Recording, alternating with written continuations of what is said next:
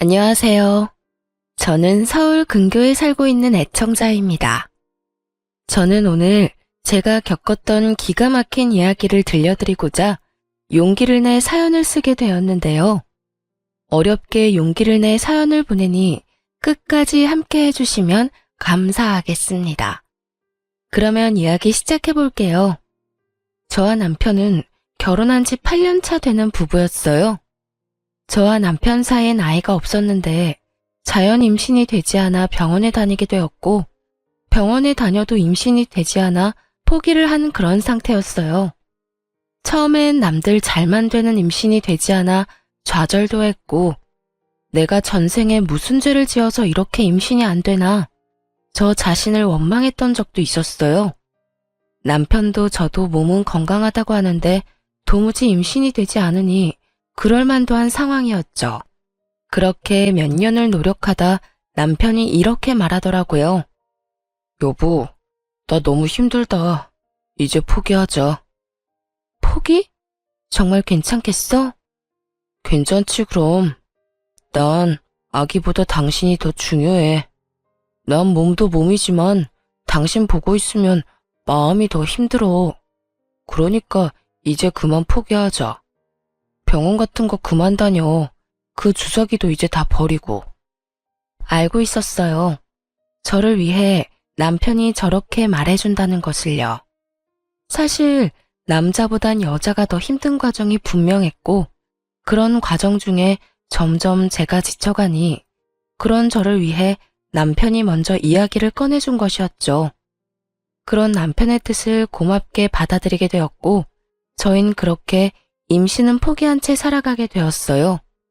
한동안은 참 많이 힘들었지만 모든 걸 내려놓고 나니 점점 마음도 안정되고 아이 없는 생활도 즐기며 살아가고 있었어요. 물론 시댁에서 말이 나올 때마다 스트레스를 받는 점은 있긴 했죠. 예, 너희는 아직도 소식이 없니? 진짜 이대로 포기할 거야? 그렇지 않아도 식구도 없어서 조용한 집에 울음소리라도 들리면 좋으련만. 너희는 정말 자식 없이 살 작정인 게야? 누구보다 아기 기다리는 건 저희란 걸 어머님도 잘 아시잖아요. 그래서 병원도 오래 다녔는데 그래도 안 되는 걸 어쩌겠어요? 어쩌겠어요? 하고 끝날 문제가 아니지 않니? 이젠 아들도 필요 없으니 딸이라도 하나 낳아줬으면 좋겠단 심정이다. 나만 이러니? 나만 이래? 남들 다 가지는 애가 너희는 왜 그렇게 힘든 거니? 병원에 그렇게 다녔으면 한 번쯤이라도 임신이 될 법도 한데 그것마저도 안 되니 돈은 돈대로 날리고 힘은 힘대로 빠지고. 이게 도대체 뭐 하는 짓이냐고?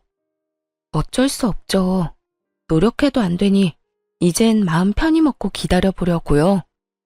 너는 속 편해서 좋겠다. 나는 이렇게 애가 타는데 넌 그렇게 속 편해서 좋겠다고. 내려놨다고 한들 저라고 마냥 속이 편할 리가 없는데 시무는 꼭 저런 식으로 답답함을 분출했어요. 전 이 정도는 참을 수 있다고 생각했어요.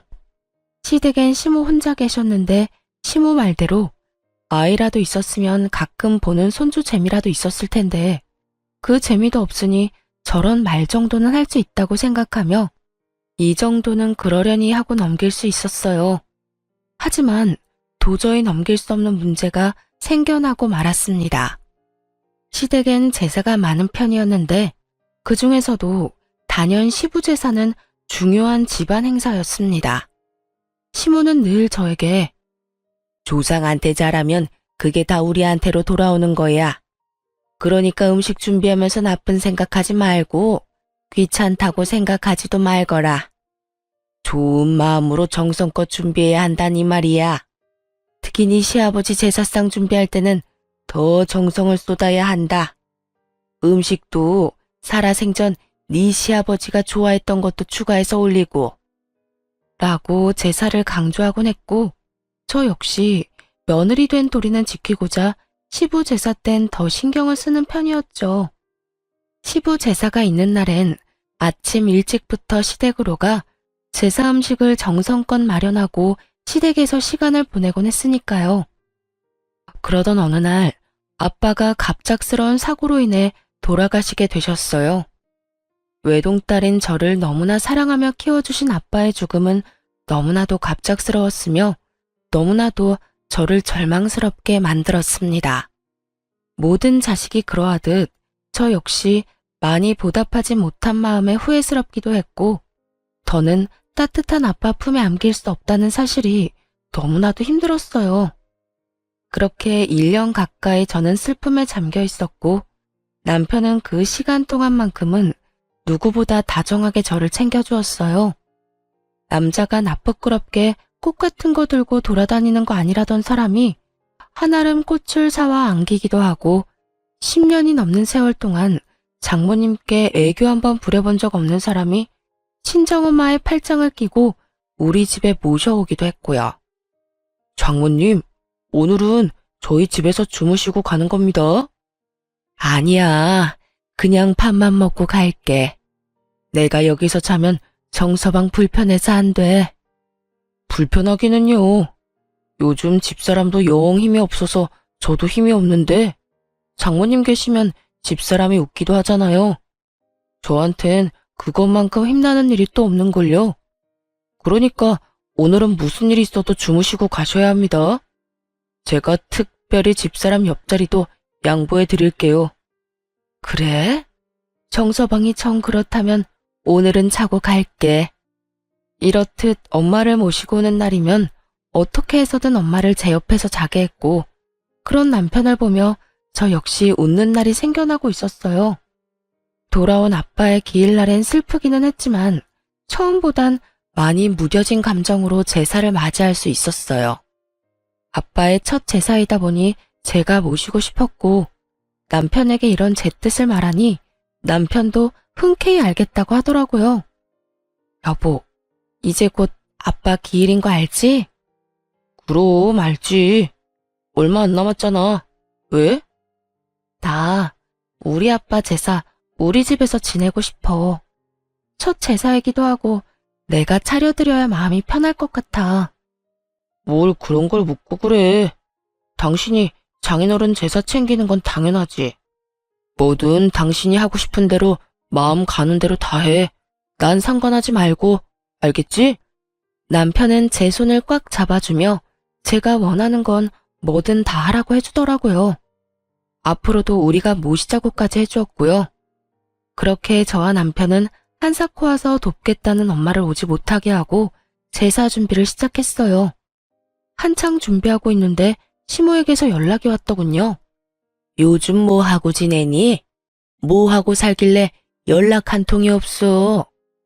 죄송해요. 아시다시피 아빠 돌아가시고 제가 정신이 없었어요. 돌아가신 지가 언젠데 언제까지 그러고 있을 거야? 그러고 보니 사돈 돌아가신 게 작년 이맘때 아니니? 네, 오늘이 기일이어서 그렇지 않아도 제사 준비하고 있어요. 전 당연하다 생각했기에 아무렇지 않게 말했는데 시모는 들어선 안 될 말을 들은 사람처럼 화들짝 놀라며 되묻더라고요. 뭐? 뭐를 한다고? 아빠 제사 준비한다고요. 왜 그러세요? 무슨 문제라도 있을까요? 문제가 많지. 네가 왜 그 제사 준비를 해? 너 출가 외인이야. 그런 네가 왜 친정 제사를 지내냐고. 그게 말이 된다고 생각하니? 정작 말 같지도 않은 말을 하는 사람이 누군데 저에게 이딴 말을 하나 싶더라고요.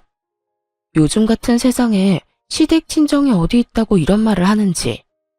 거기에다 시댁 제사엔 그렇게 온갖 정성을 쏟으면서 다른 사람도 아닌 친정아빠의 제사를 챙기지도 못하게 하는 시모를 보며 정말 오만정이 떨어진다는 말이 어떤 건지 단번에 알겠더라고요. 전 말도 안 되는 말을 해대는 시모에게 제 감정을 숨기지 않고 표출했어요. 어머님, 저 외동딸이에요. 저 아니면 제사 준비할 사람도 없는데 당연히 제가 해야죠. 제가 시댁 제사는 다 준비하고 지내는데 저희 아빠 제사 하나 못 지내드리는 게 말이 된다고 생각하세요? 시댁은 시댁이고 친정은 친정이야. 네가 우리 집에 시집 온 지가 10년이 훌쩍 넘었는데 그 정도면 넌 이제 친정하고 연을 끊었다고 봐야지. 어찌됐든 난 절대로 싫으니까 당장 다 때려치우거라. 싫은데요. 이건 어머님이 뭐라고 하시든 제 마음대로 할 거니까 이래라 저래라 하지 마세요. 너 기어코 내가 가서 그 상을 다 엎어야 그만할 거야? 시모는 고래고래 고함을 질러댔고 잠자코 옆에서 듣고 있던 남편이 전화기를 가지고 가 한바탕 난리를 부리더라고요. 엄마, 진짜 적당히 좀 해, 적당히. 이 사람이 장인어른 제사상 좀 차리겠다는데 왜 엄마가 하라 말아야? 당연히 이 사람이 해야 하는 일이잖아. 이 사람 아니면 할 사람도 없고. 너 지금 엄마한테 소리쳤니? 어떻게 다른 것도 아니고 네 마누라 편 든다고 엄마한테 소리를 질러? 난 지금 마누라 편 든다고 엄마한테 소리를 지르는 게 아니라 엄마가 잘못된 행동으로 집사람을 괴롭히니까 소리를 지르는 거야. 만약 집사람이 엄마한테 잘못하면 똑같이 할 거고. 그러니까 이런 걸로 트집 잡지 말고 앞으로 그런 말 할 거면 집사람한테 연락도 하지 마세요. 연락도 하지 마? 뭐? 연이라도 끊으란 말이야? 지금 엄마 말이 그렇잖아. 집사람한텐 자식돌이도 하지 말라고 하면서 엄마는 우리한테 자식돌이 하길 바래? 그건 너무 이기적이지 않아? 하여튼 집사람이 장인어른 제사 지내는 거 가지고 이래라 저래라 하지 마. 계속 그러면 우리도 자식돌이 안 해도 된다는 뜻으로 알고 평생 아빠 제사에도 안 갈 거고 엄마가 죽어도 제사상 안 차려드릴 거야. 시모는 화가 많이 난 듯 일방적으로 전화를 끊어버렸고 남편은 전화기를 들고 연신 한숨을 쉬더라고요. 이런 상황이 곤란하기도 피곤하기도 하다는 듯이요. 다시 이런 일로 당신 괴롭히면 참지 말고 할 말 다 해. 내가 다 막아주려고 노력하겠지만 언제 어디서 어떤 말을 듣게 될지 아무도 모르는 일이잖아. 당신도 마냥 참지 말고 할 말은 다 해야 당신이 상처를 덜 받아. 알겠지? 알겠어. 내가 다 막아준다는 말보다 더 든든했고 남편에게 참 고마웠습니다. 그렇게 제사는 무사히 지내게 되었고 엄마는 남편의 손을 붙잡고 덕분에 잘 치를 수 있었다며 고마운 마음을 전했어요. 남편은 그런 엄마의 이부자리까지 펴주며 이런 날은 혼자 주무시면 안 된다고 눕혀드리기까지 했고요. 이런 남편으로 인해 시모에 대한 섭섭함은 사라지고 없었는데 소식을 전해들은 시누이까지 저에게 연락이 와 저를 위로해 주더라고요. 언니, 이야기 들었어요. 많이 서운하고 속상했죠? 언니가 우리 집 제사 지내준 것만 해도 몇 번인데. 처음엔 속상하기도 하고 섭섭하기도 했었는데 오빠가 잘 달래줘서 괜찮아졌어요. 어머님도 앞으로 제사 문제로 아무 말 안 하기로 했고요. 듣는 내가 다 속상하던데 우리 언니는 마음도 좋아. 오빠가 달래준다고 금방 풀리는 거 보면. 어쨌든 나도 엄마한테 한 소리 했으니까 혹시나 마음에 남은 앙금 있으면 풀어요. 괜히 마음에 담아두면 언니만 힘들잖아요. 그냥 다 잊어버려요. 알겠죠? 알겠어요, 아가씨. 걱정해줘서 고마워요. 시누이까지 나서 시모에게 한 소리 했다고 하니 고맙기도 하고 시모가 불쌍하단 생각마저 들 지경이었어요. 그러면서 제 앙금은 시누이가 말했듯 씻은 듯이 날아가기도 했고요.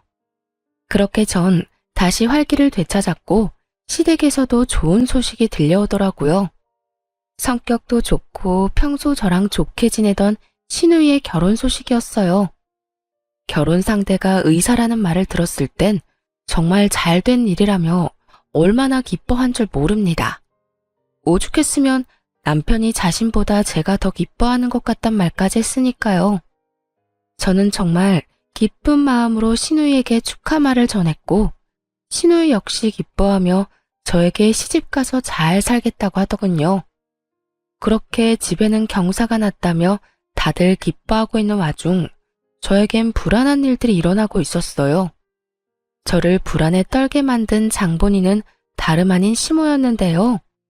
시누이가 시집 간다는 말이 나온 뒤부터 묘하게 시모가 저에게 잘 대해주는 느낌이었어요. 어느 날은 시댁에 갔는데 밥상이 다 차려져 있더라고요. 어머님, 이게 다 뭐예요? 보면 모르니? 너 먹으라고 내가 다 차렸어. 다 네가 좋아하는 반찬들이니 마음껏 먹고 맛있으면 싸서 가거라. 혹시 몰라서 넉넉히 해서 소분해서 넣어뒀어. 감사해요. 다 맛있겠어요. 얼른 먹고 설거지는 제가 할 테니 두세요. 아니야, 됐어. 음식 만든 사람이 뒷정리까지 다 해야지. 너는 그런 거 신경 쓰지 말고 맛있게 먹기나 해. 아니에요. 설거지는 하게 해주세요. 제가 마음이 불편해서 그래요. 저는 끝까지 설거지만은 제가 한다고 했지만 시모는 한사코 저를 말리며 직접 설거지를 해버리더라고요. 이런 모습만 해도 불안감이 밀려오는데 시모의 입에선 도저히 상상할 수도 없는 말이 나왔습니다. 그날은 시댁 제사를 얼마 앞두지 않은 어느 날이었어요. 집에서 쉬고 있는데 시모에게서 전화가 오더라고요. 아가, 바쁘니? 아니요, 어머님. 왜요?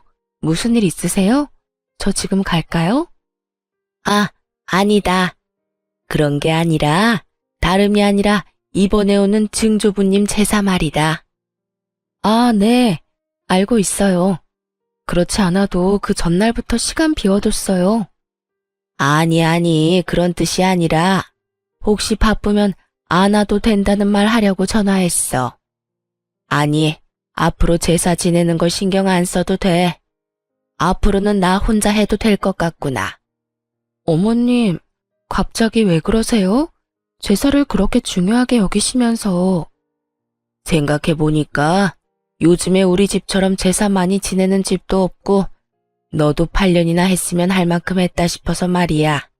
이제 나도 나이도 있고 줄일 수 있는 건 다 줄이고 간소하게 혼자 지내려고 해. 그러니까 너는 앞으로 안 와도 된다. 네? 어머님, 진짜 무슨 일 있으신 거 아니죠? 아니라니까 얘가 왜 이래? 이상하잖아요. 지난 8년 동안 단 한 번도 이런 적이 없었는데 그런 이유로 갑자기 아예 제사도 오지 말라고 하는데 제가 걱정되지 않겠어요? 혹시 저한테 뭐 바라는 거 있으세요? 아니면 제가 뭐 잘못했어요?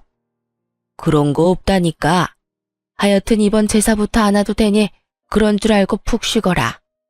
그렇게 중시하며 8년 내내 비가 오나 눈이 오나 제사 하나만큼은 챙기던 시모가 이런 말까지 하니 불길할 수밖에 없었죠. 도대체 무슨 일인가 하고 생각을 해봤더니 이유는 하나뿐이더라고요. 시누이의 결혼. 시기상으로도 상황상으로도 그 원인은 시누이 결혼밖에 없었고 전 남편을 붙잡고 추궁 아닌 추궁을 하게 되었습니다. 여보, 솔직하게 말해봐. 어머님, 나한테 뭐 바라는 거 있으시지? 어? 우리 엄마가? 갑자기 왜? 글쎄 이상하잖아. 8년 내내 나한테 밥상 받아먹던 분이 요즘 따라 집에 불러서 가보면 밥상이 떡하니 차려져 있기도 하고 요즘엔 나한테 설거지도 안 시키셔. 그것뿐인 줄 알아? 그렇게 제사 노래를 부르던 어머님이 그제는 갑자기 연락이 와서 제사를 오지 말라고 하더라니까. 당신 같으면 이상하지 않겠어? 난 지금 이 상황이 굉장히 이상하거든. 그러니까 솔직하게 말해봐. 아가씨 결혼 때문에 나한테 뭐 바라는 거 있으시지? 왜? 가전이나 가구 사달래? 냉장고? 아니면 세탁기? 아니면 침대? 뭔데? 말해봐. 아니야. 바라긴 뭘 바래. 그런 거 아니니까 신경 쓰지 마. 그냥 이제서야 당신한테 그렇게 해주고 싶으셨겠지. 남편은 한사코 아니라며 손사래를 쳤지만 저는 아닌 게 아니란 걸 알 수 있었어요. 지나치게 화들짝 놀라는 모습과 말을 더듬은 것이 딱 남편이 거짓말할 때 나오는 모습이었거든요. 여보, 그냥 솔직하게 말해봐. 나 화 안 내. 난 당신이 거짓말하고 나한테 숨기는 게 제일 싫어. 그러니까 말해봐, 솔직하게. 전 남편을 끝까지 닥달했고 제 눈치를 살피던 남편이 무거운 입을 열었어요. 그게 사실은 엄마가 혜은이 집이라도 해서 보내주고 싶나 봐. 집? 왜? 상대방 집안에서 집까지 해오라고 한대? 그런 건 아닌데 의사 집안에 시집 가는데 집이라도 해가야 혜은이 기가 좀 살지 않겠냐고 말이야. 그러면서 하는 말이 장인어른 사망보험금으로 혜은이 집 한 채 해달라고 하더라고. 물론 나는 그 자리에 펄쩍 뛰면서 안 된다고 했어. 혜은이도 그 말 나오자마자 그건 절대 안 되는 일이라고 했고. 당신한테 아무 말도 안 한 건 혹시나 당신이 오해할까봐 그랬어. 우리는 진짜 그럴 생각도 없는데 혹시나 당신이 우리도 그런 생각으로 당신을 대한다고 생각할까봐. 다른 사람도 아닌 신우이가 결혼을 하니 저도 세탁기, 냉장고쯤은 해줄 수 있다고 생각했는데 시모는 제 예상을 훨씬 뛰어넘어 집을 바라고 있더라고요. 그것도 돌아가신 지 얼마 되시지도 않은 아빠의 보험금으로 말이죠. 정말 그 순간 기가 막혀 말이 나오지 않더라고요. 그런 제 눈치를 남편은 또 살피고 있었고요. 여보, 당신은 정말 어머님 생각이랑 다른 거 맞지? 날 몰라? 난 진짜 아니야. 난 엄마가 그 말 꺼내자마자 절대 안 되는 일이라고 했어. 그 돈이 어떤 돈인데 그 돈을 쓸 수가 있겠어? 혹시나 쓸 일이 생긴다면 그건 오로지 장모님을 위해 써야 하는 돈이잖아. 두 번 다시 그런 이야기 꺼내지도 말라고 못 박았어. 혜은이도 그 돈으로 시집 가야 한다면 차라리 안 가는 게 낫다고까지 했고 말이야. 이렇게 말한 남편은 저에게 전혀 신경 쓸 필요 없다고 하더군요. 이럴까봐 이야기하지 않은 거라고 하면서요. 이야기를 들어보니 신우이 역시 친정아빠 보험금을 노리는 것 같지 않았고 오로지 시모 혼자 헛된 꿈에 빠져 난리를 부리는 듯 했어요. 전 남편의 말대로 신우이의 결혼엔 신경 쓰지 않고 지냈고 그렇게 제가 아무런 연락도 없으니 답답한 시모가 직접 이야기를 꺼내고자 연락이 왔더라고요. 이때쯤이면 제 귀에도 많은 이야기가 들어갔을 텐데 제가 아무런 연락도 하지 않고 어떤 말도 없으니 답답한 마음에 먼저 한 연락이었죠. 아가, 잘 지내니? 요즘 왜 연락이 없어? 혹시 어디 아프니? 아프긴요, 괜찮아요. 요즘 이런저런 일로 정신이 좀 없어서 연락도 못 드렸네요. 어머님은 잘 지내시죠? 시모는 저의 잘 지내냐는 말을 기다렸다는 듯이 목소리에 힘을 쭉 빼며 축 처진 목소리로 본심을 드러내기 시작했어요. 그게 난 잘 못 지낸다. 요즘 걱정이 많아. 왜요? 무슨 일 있으세요?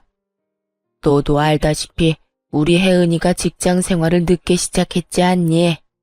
그래서 모은 돈이 별로 없어. 아니, 거의 없다고 봐야지. 그런데 혜은이가 시집가는 집이 보통 집이니? 의사 집안 아니니? 의사 집안. 왜요? 그 집에서 뭘 과하게 바라기라도 하는가 봐요? 아니, 꼭 그런 건 아닌데. 그런 집안에 시집 보내는데 덜렁 몸만 보낼 수도 없는 노릇이고 그렇다고 우리가 도와줄 형편이 되는 것도 아니고. 그래서 말인데 아가, 네가 좀 도와주면 안 되겠니? 더도 말고 덜도 말고 딱 집 한 채만 네가 해주면 참 좋을 것 같아. 큰 집도 필요 없어. 딱 30평대 아파트면 어떻게 우리 혜은이 기 좀 펴고 살 것 같은데. 어떻게 안 되겠니? 시모는 30평대 아파트가 사고 싶다고 마음만 먹으면 살 수 있다는 듯 별것 아닌 것처럼 말을 하더라고요. 그 모습에 전 더 어이가 없었고 이런 문제일수록 확실히 말해야 했기에 전 돌리지 않고 대답을 해주었어요. 어머님, 30평대 아파트가 한두 푼도 아니고 저 그런 돈 없어요.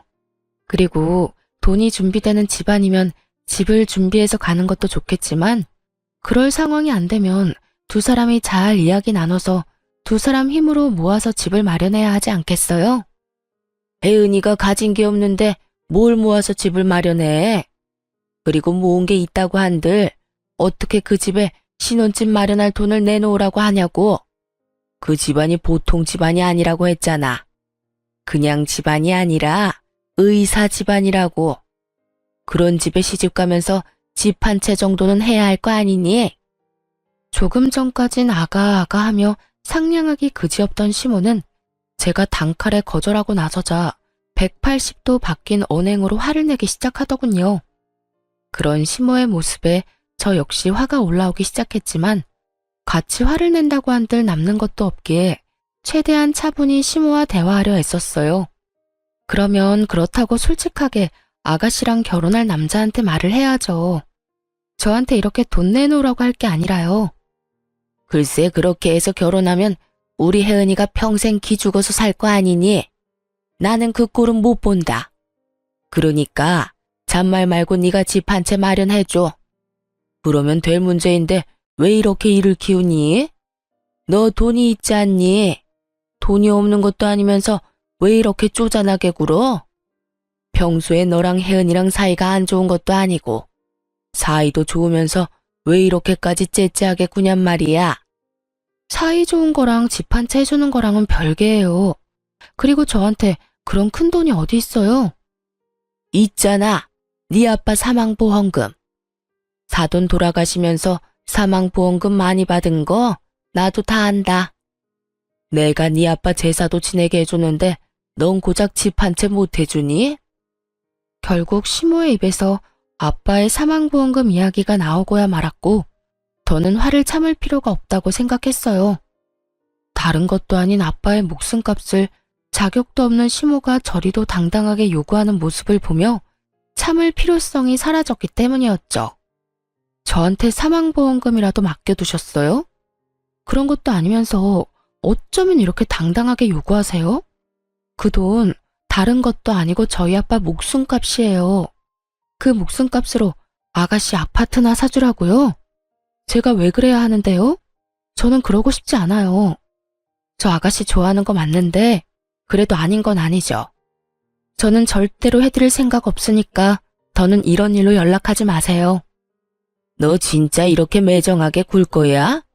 너 때문에 우리 혜은이 의사 집안에 시집 못 가게 되면 네가 책임질 거야? 집 못해 간다고 못 갈 시집 같으면 가지 말라고 하세요.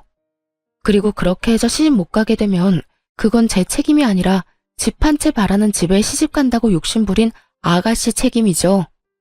그러니까 어머님, 애먼데 책임 전가하지 말고 이럴 시간에 아가씨한테 예비 신랑이랑 이야기나 잘 나눠보라고 하세요. 너 지금 시어미 가르치니? 어디서 버르장머리 없게 시어미한테 이래라 저래라 해야? 넌 진정해서 그렇게 배웠니? 그깟 돈으로 유세 부리면서 시어미한테 이따위로 굴라고 네 엄마가 가르쳤어? 그럴 리가 있겠어요? 친정에선 이런 것까진 가르치진 않죠. 아니, 가르칠 필요가 없죠. 이런 듣도 보도 못한 요구를 할 거라고 어느 친정엄마가 생각이나 하겠어요? 뭐야? 어머님, 저희 엄마가 이런 사실 알면 저 당장 이혼하라고 할 거예요. 이 경우 없는 상황을 참고 살라고 할 엄마가 어디 있겠어요? 그러니까 저한테 더는 이런 이상한 요구하지 마세요.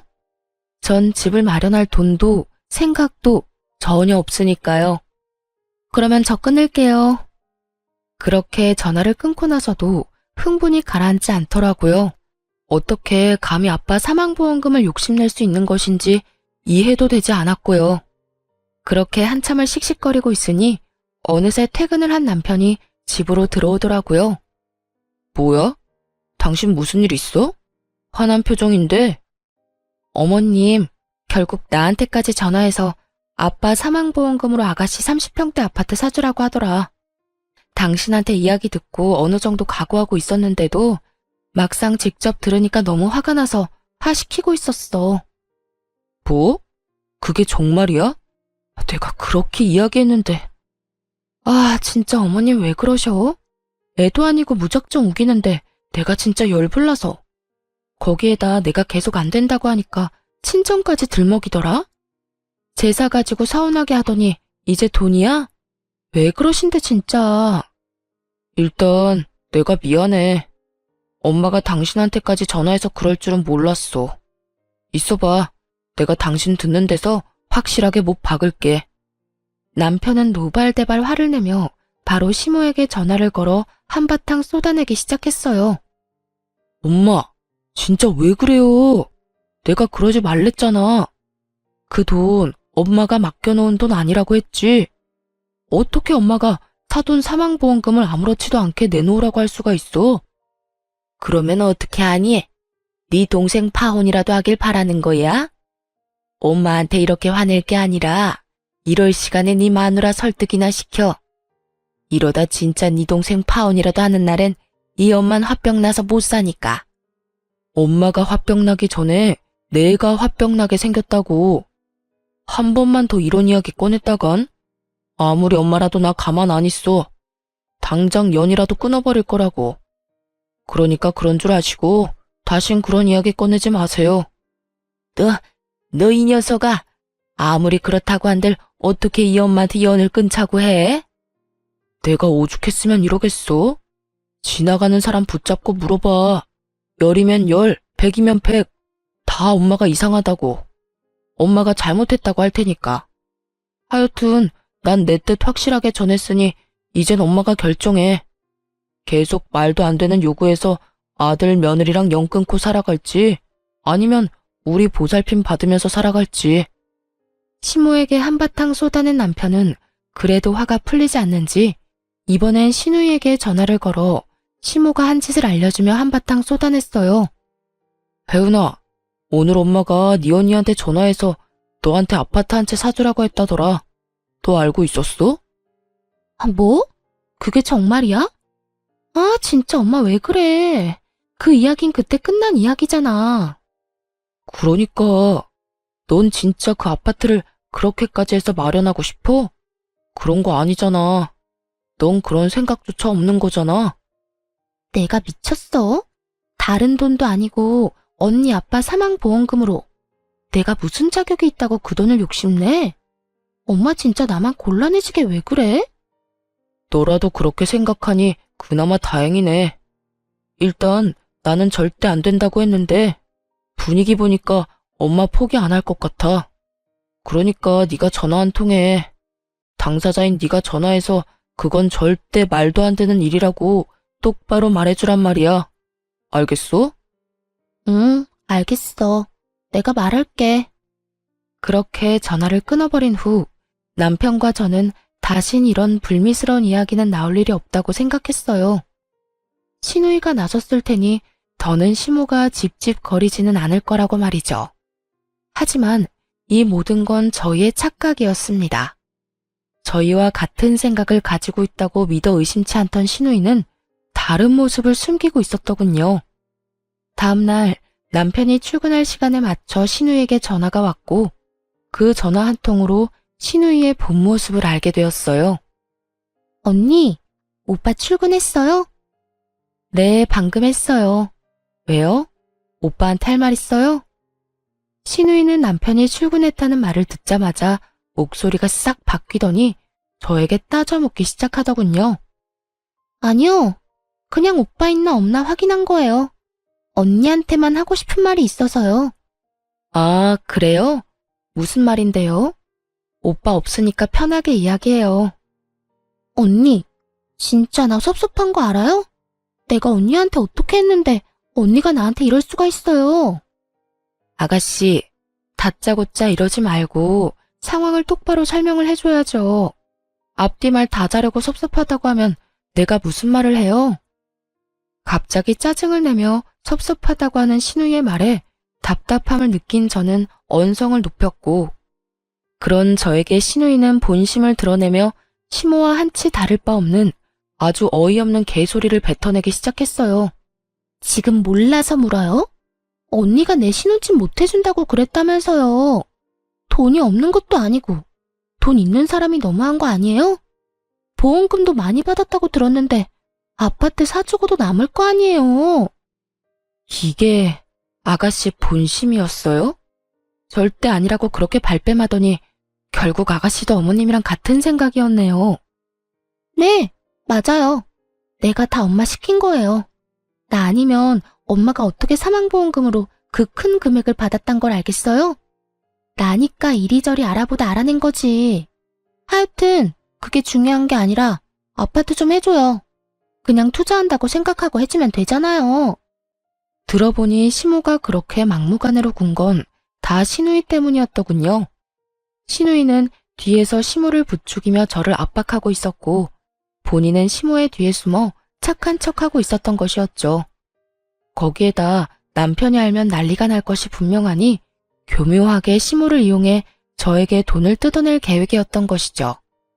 그런데 끝까지 제가 버티며 싫다고 하자 더는 시모만 믿고 있을 수는 없다 싶었는지 남편이 없는 시간에 저를 압박하려고 전화를 걸었던 것입니다. 시누이는 시모보다 더 난리를 부리며 돈을 내놓으라고 우겨대고 있었고 전 밀려오는 배신감과 분노에 핏대를 세우며 말했죠. 그건 절대로 안 되니까 정신 좀 차려요. 아가씨가 어제 오빠한테 그랬죠? 그 돈이 어떤 돈인데 아가씨가 그 돈을 욕심낼 수 있겠냐고요.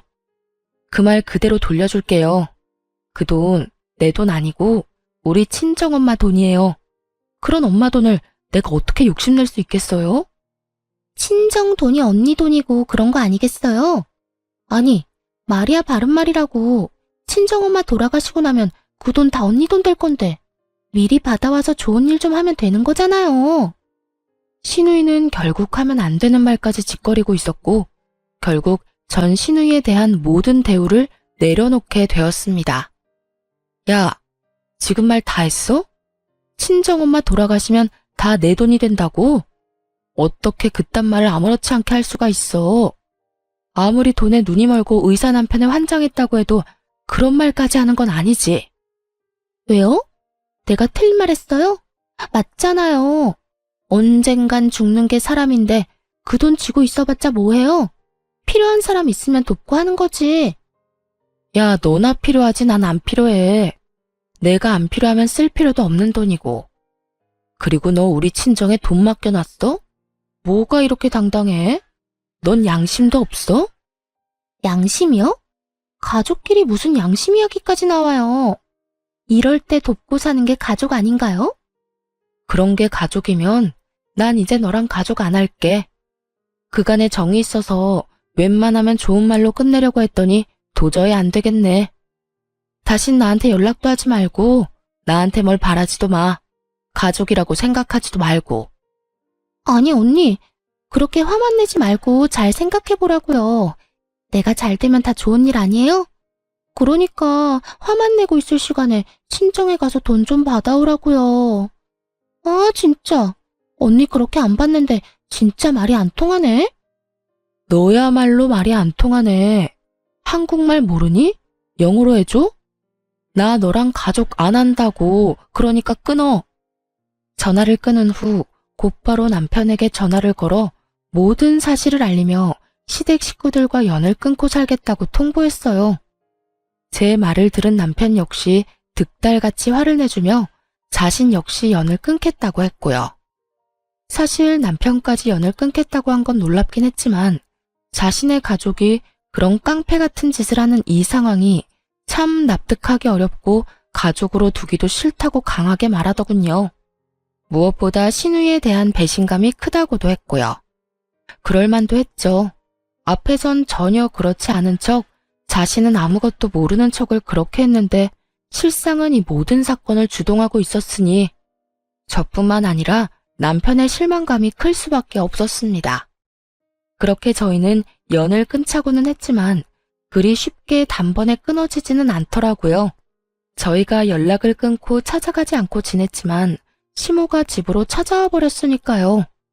다짜고짜 집으로 찾아온 시모는 화가 잔뜩 난 상태였는데 화가 난 이유를 친절하게도 설명해주기 시작하더군요. 이제 속이 편하니? 이제 속이 편하냐고? 말을 제발 좀 알아들을 수 있게 하세요. 어머님이나 아가씨나 앞뒤 말 잘라먹는 건 어쩌면 그렇게 똑같은지 소름이 다 돋을 지경이네요. 너 때문에 네가 집 안 해줘서 내 딸이 파혼당했단 말이야. 어떻게 책임질 거야? 어떻게 책임질 거냐고. 제가 왜 책임을 져요? 파혼당할 만하니까 파혼당했겠죠. 네가 지금 그게 할 말이야? 무릎 꿇고 빌어도 봐줄까 말까 한데 감히 그따위로 말을 해? 제가 왜 무릎 꿇고 빌어야 해요? 제가 뭘 잘못했는데요?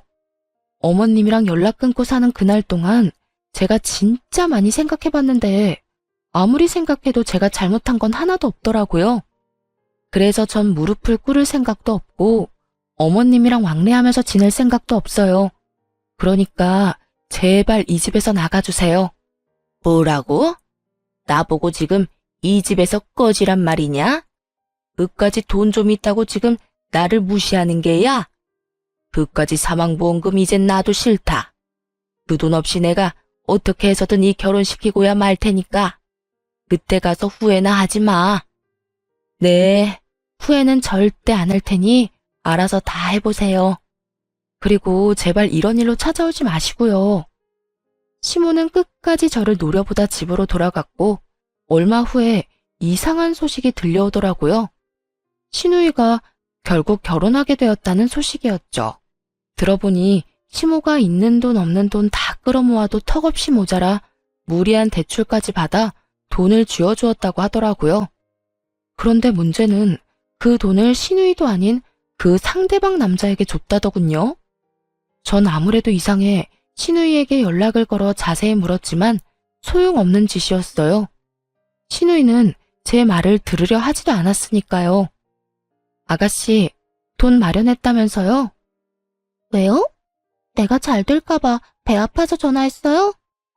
걱정되어서 전화했어요. 집 마련할 돈을 왜 그 남자를 줬어요? 그런 건 아가씨가 가지고 있다가 아가씨가 계약금 내고 아가씨가 잔금 치러야죠. 그러지 말고 지금이라도 그 돈 받아와요. 아무리 결혼할 사이라고 해도 그렇게 돈을 주고받는 거 아니에요. 아직 결혼한 사이도 아니잖아요. 진짜 별 참견을 다 하네.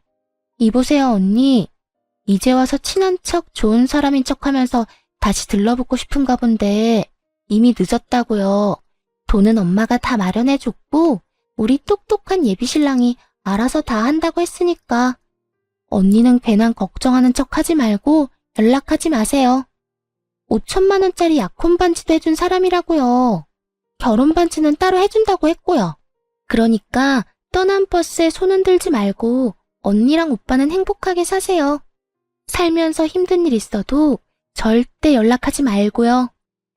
나 아가씨한테 뭐 바라는 것도 없고 진짜 걱정되어서 하는 말이니까 돈은 꼭 돌려받아요. 꼭 돌려받으라고요. 내가 알아서 한다니까. 나 바쁘니까 끊어요. 이렇듯 시누이는 제 말을 들으려 하지도 않고 있었고 저는 설마 하는 마음으로 그냥 내버려 두기로 했어요. 저는 할 만큼 했고 저렇게 믿어 의심치 않는데 더 나서는 것도 아니라 생각했으니까요. 거기에다 이렇게 하나둘 신경 쓰다간 정말 연을 끊을 수 없을 거라 생각하기도 했고요. 그 뒤로 저는 2번 다시 그쪽으로 신경 쓰지 않고 살았고 남편 역시 마찬가지였어요. 그렇게 한 달쯤 지났을까요? 다시 시댁에서 소식이 들려오더라고요. 그건 바로 시누이의 소식이었는데 결국 결혼이 파토 났다는 소식이었어요. 알고 보니 시누이의 예비신랑은 의사를 사칭하는 사기꾼이었다고 하더군요. 앞서 말했듯이 시모는 사기꾼인 남자를 어떻게 해서든 붙잡아 보려 있는 돈 없는 돈 대출까지 끌어다 돈을 갖다 주었고 사기꾼은 그 돈을 가지고 한동안은 시누이와 결혼 준비를 하는 척하다 하루아침에 사라져버렸다고 하더군요. 시누이가 그렇게 자랑하던 반지 역시 큐빅 반지였고 그 모든 것이 사기였던 것이었죠. 시모는 대출이자를 감당하지 못해 집을 팔았고 시누이도 반쯤 정신이 나가버려 시모가 새로 얻은 단칸방에서 술에 미쳐 살고 있다고 하더군요. 이 모든 소식을 작은아버님께 들은 남편이 씁쓸한 표정을 지으며 이렇게 말하더군요. 어쩌겠어. 다 자기 무덤 자기가 판 거지. 그러게 그 돈을 왜 사기꾼한테 다 줘버려? 당신이 그렇게까지 말렸으면 그때라도 생각이란 걸 해봤어야지. 내가 그때 좀 더 적극적으로 말렸어야 했었나 봐. 아니, 신고라도 할 걸. 아니다. 사람이라도 붙여볼 걸 그랬어. 됐어. 자책하지 마. 당신은 할 만큼 했어. 그러니까 그런 생각으로 당신 괴롭히지 마. 그래도 어쩔 수 없이 마음이 안 좋네. 나도 속은 쓰리지만 어쩌겠어. 너무 애지중지 키워서 세상 무서운 줄 몰랐는데 이참에 배우는 게 있겠지. 혜은이도 다 큰 성인이고 어른인데 어른답게 잘 이겨낼 거라 생각해. 그러니까 당신도 마음 쓰지 마. 남편이 이렇게 말을 해줘도 한동안은 마음이 편치만은 않았어요. 하지만 저는 최선을 다해 말렸고 그런 저를 무시했던 건 신우이였으니 저는 남편의 말대로 할 만큼 했다고 생각하기로 했습니다. 그 뒤로 거짓골을 한 시모가 집으로 한번 찾아왔는데요.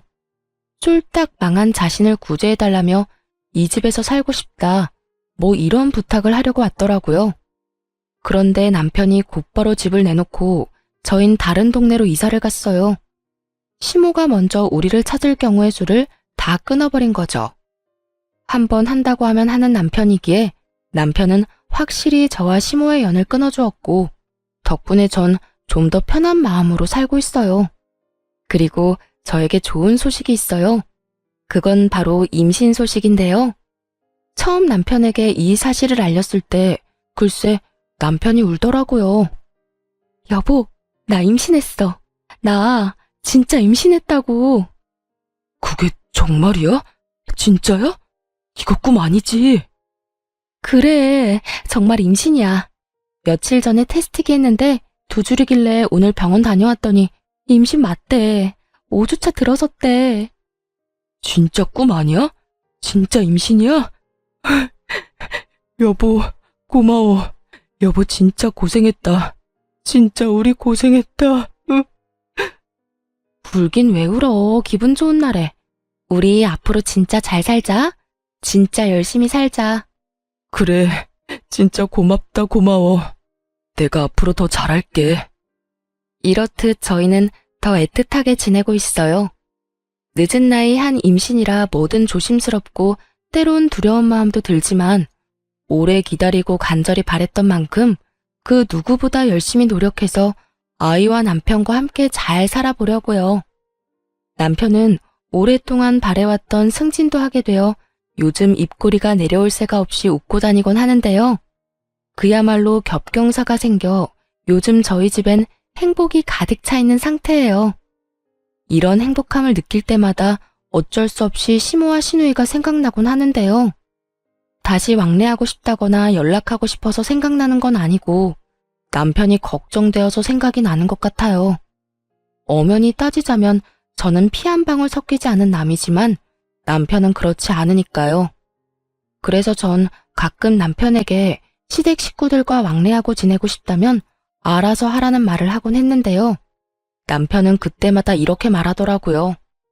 싫어. 나도 당신만큼 우리 식구들한테 정 떨어졌고 실망도 많이 했어. 그만큼 배신감도 크고 말이야. 혹시나 살면서 이 감정도 무뎌지고 다시 보고 싶어지는 날이 오면 그땐 당신한테 말할게. 우리 가족들 얼굴만 보고 와도 되겠냐고 말이야. 그러니 그때 알겠다고만 해줘. 난 그거면 돼. 그래서 저도 이런 남편의 뜻에 따라주려고 합니다. 이제 떠나간 시댁을 걱정하지 말고 저희의 품에 찾아올 새로운 가족의 행복을 위해 살아가 보려고요. 그리고 그 많은 일들에도 제 옆을 지켜준 남편을 이젠 제가 지켜주려고 해요. 다들 응원해 주실 거죠? 저의 긴 사연도 끝이 났어요. 지금까지 저와 함께 해주셔서 감사합니다. 행복하세요.